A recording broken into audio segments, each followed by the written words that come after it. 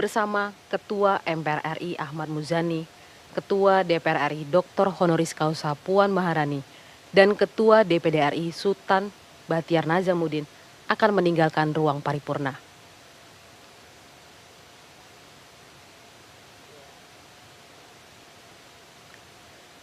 Kita lihat bersama sambil menuju keluar, Presiden Prabowo sedang bersalam-salaman dengan para undangan yang hadir, yaitu para anggota DPR RI maupun anggota DPD RI. Begitu juga Wakil Presiden Gibran Rakabuming.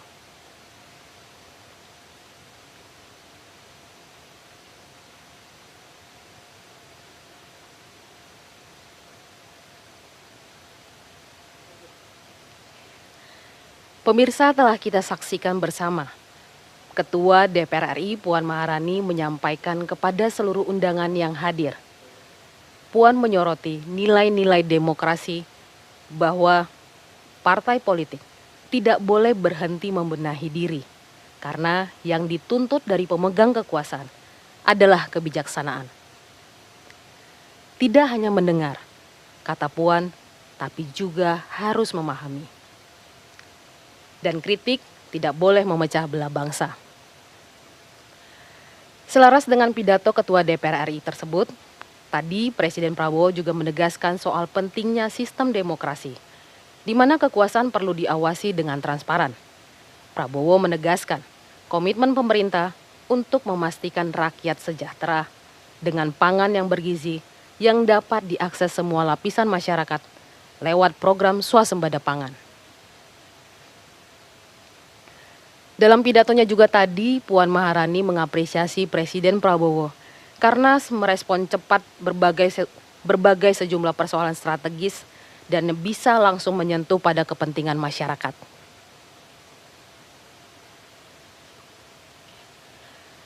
Puan juga sempat menekankan di era pembangunan inklusif ini, keberadaan dan kontribusi perempuan harus ditempatkan bukan hanya untuk memenuhi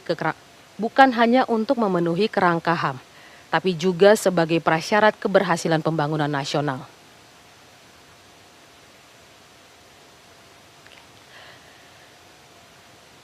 Pemirsa, dalam pidatonya Presiden juga sempat menyampaikan bagaimana pemerintah akan memutus rantai kemiskinan secara holistik dengan menggunakan data tunggal sosial ekonomi nasional atau DTSEN.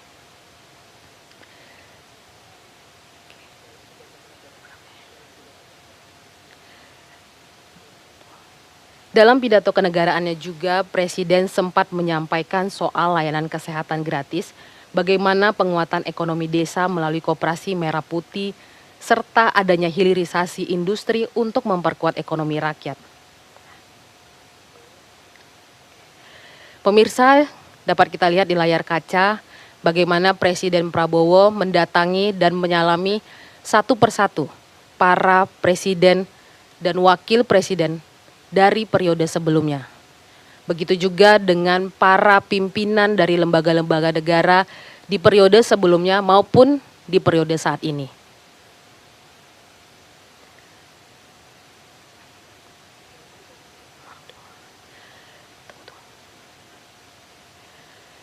Pemirsa, kami informasikan juga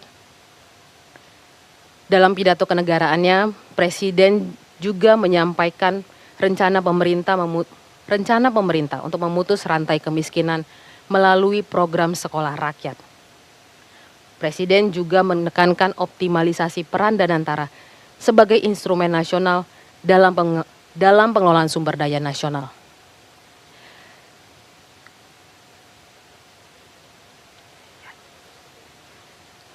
Kemerdekaan India dan Perancis. Yang menarik juga tadi Saudara, Presiden menyampaikan terkait dengan penegakan hukum, di mana yang sempat juga menjadi tuntutan para hakim adalah kenaikan gaji hakim yang kemudian oleh Presiden sudah dinaikkan hingga 280%, yang kita ketahui bersama bahwa selama